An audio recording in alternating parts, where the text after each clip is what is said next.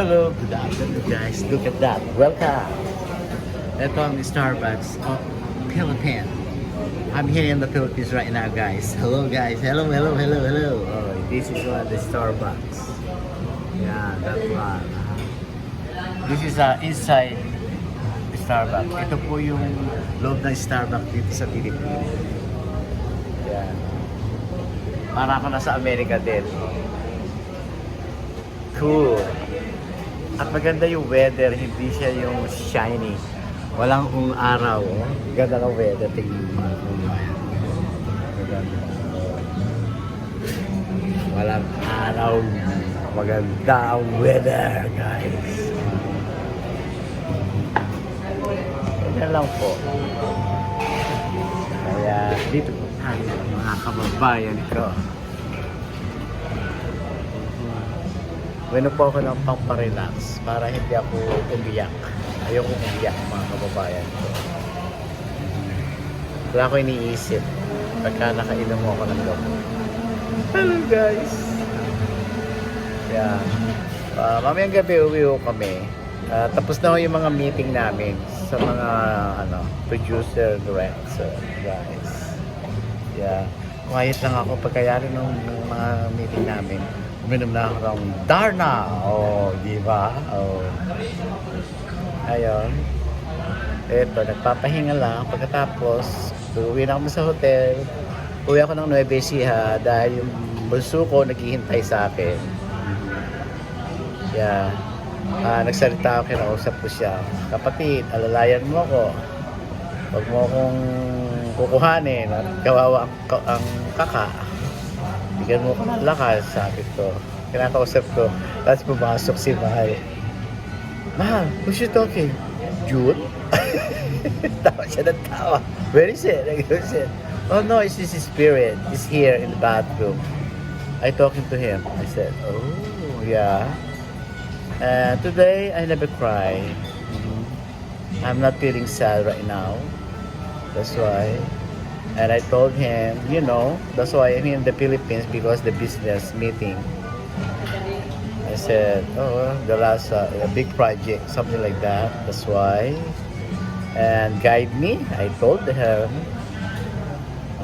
Give me the what do you call that?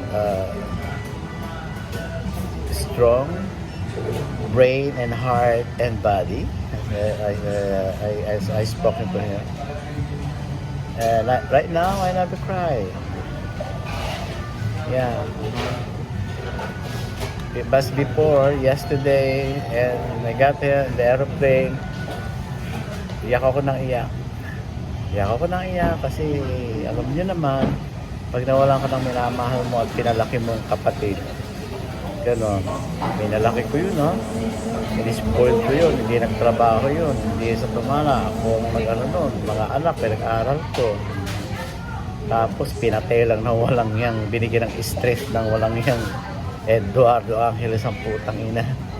Kakabuisit siya, wala siyang sawa.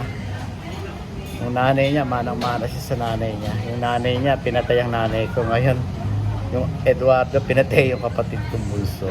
Putang ina nila lahat. Mga timawa sa pera. Mga timawa. Kasi alam nilang sira ulo ng Josepa eh. Alam nilang utuin. Kaya alam nilang kaguhin. Kasi nagsusumbong yung tiyahin niya sa akin noon. Naalala kong bigla na, kasi si ate kaya ang bigyan ko doon, utangin yung mga manalastas. Kaya pinautang ko ng pinautang hanggang umabot ng 69 million. Putang ina Eduardo yan, pati nanay niya, pati na minumura pa siya, hayop sila. Ako hindi ako nagsasalita nung araw eh. Ngayon lang ako nagsasalita mga kababayan ko. Dahil sinakta nila ako, hindi ako, pinatay na yung nanay ko, pinatay pa kapag gumulso ang mga swapang sa pera ng putang ina. Ay nako. Hindi lang yun, nung araw ginawa kaming alila. Anak kami ng kapatid niya lalaki. Kasteo ang nananalatay sa amin. Hindi kami putok sa buhok. Kami anak ng tatay namin at nanay namin. Yun. Sila, magkanit sa pera, swapang. Hindi na nga nakakatulong. Nakakaperwisyo pa sila sa mga pinsang mahihirap. Mga putang ina nila lahat. Kaya ganyan. May karma din yan. Mabuhay kayo ng mahabang buhay. Tingnan ko, galing nyo. Ang ina. Mga lihim na yan. Kasi, na hospital o na mental kasi, 3 kapatid ng tatay ko dahil nagpupuwerte yung tatay ko. Putang ina yan. Pino-hospital lang ng tatay ko. Naghanap ng pera dahil yung lola at tinding namin umiiyak sa tatay namin. Kinukwento ng tatay namin yan. Nakaremind sa utak ko yung mga yan. Pag nalalasing, madaldal ang tatay ko. Tanginang yan. Nasira ko sa ulo, kaya lahat na sabihin ano. Kaya ganyan ang mukha. Kung makatitig. Lukarit ang putang ama. Tangina kayo. Saksak nyo si Doña Josepa. Inyo na. Ina nyo. Mga swapak sa pera. Hindi na nga nakatulong sa mga mahirap na magkagamag-anak. Tinimawa pa. Puta, lahat ng humawak ng pera na binibigay ng Doña Josepa para sa tatay ko, hindi nakakarating. Sila na kinabang. Tang na. Tang naman yung lahat. Takinan yung lahat. Mga timawa sa pera kayo. Hayop kayo. Masarap ang buhay nyo rito sa ibaba ng lupa. Pero pag namatay kayo, mga gala kayo at nasa apoy kayo. Mga putang ina ninyo. Wala kayong takot sa Diyos. Tingnan ko lang ang galing nyo. Ginanon nyo kami ha. Ako hindi nagsasalita. Ngayon nagsasalita ako. Kaya, no. Kasi, yung iba kong pisa kasi mga takot. Hindi makapangatwiran. Ganon. Kasi, alam din ng Tita Menjigo na lupa ang kapatid niya, kaya ganyan. Kaya sasabihin sa mga anak, huwag mahimik kayo, huwag kayong kikibo, ganon. Putang ina, wala kayong awa sa kapatid ko.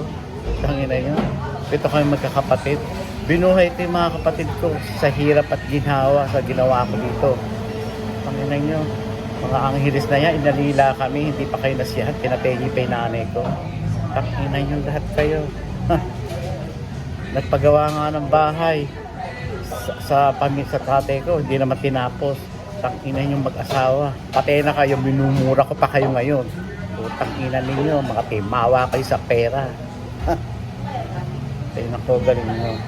Wala akong takot kasi ako luhitimong apo ni Matilde at ni Jose.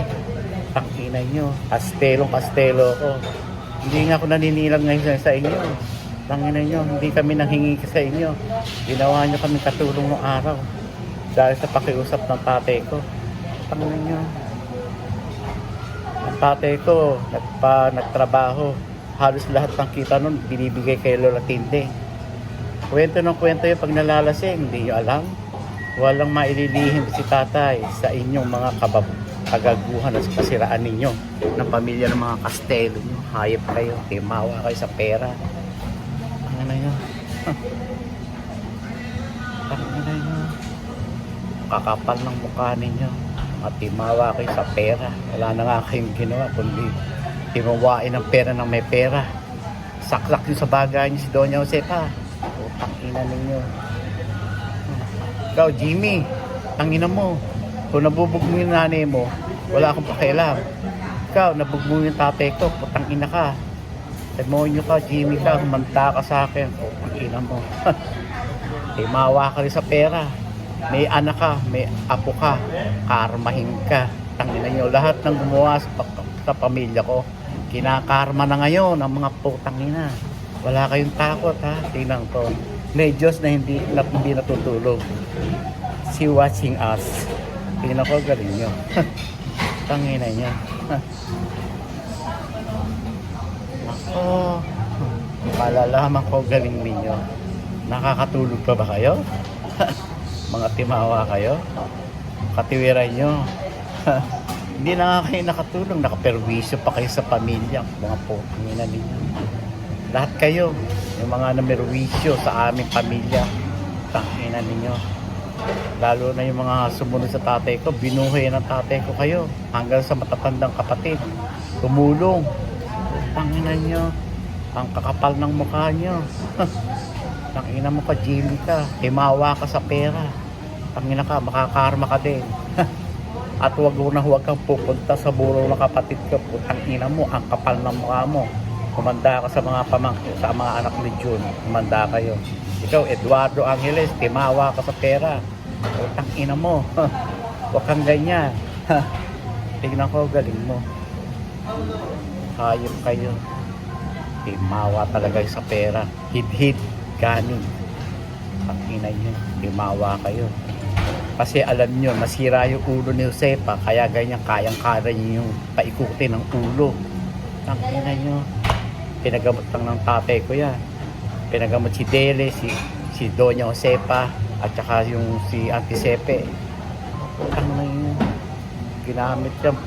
Ang lola ko, nagmamakaawa. Umiyak ang tatay namin sa gabi dahil naaawa sa mga kapatid niyang babae, kaya pina-ospital. Ang ina ninyo Kala nyo wala akong alam. Ako hindi ako kumikibo Ngayon, kikibo ako dahil sa ginawa niya sa kapatid ko. Ang ina nyo lahat. Timawa kayo sa pera. Ay kayo. Ang pinagdadasal ko, humaba pa buhay ninyo. Mga putang ina ninyo.